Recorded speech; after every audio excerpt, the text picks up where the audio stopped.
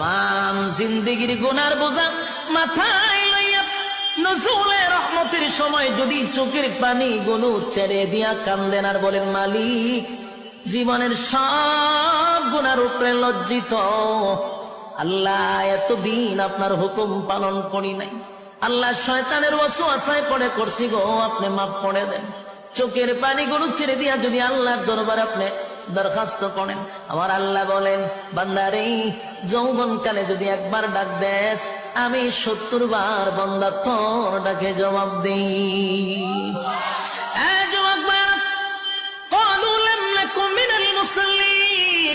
যারা দুনিয়ার জমিনে মুসল্লি ছিল না তারাই তো জাহান্নামী, এক নম্বরে জাহান্নামে যাওয়ার কারণ।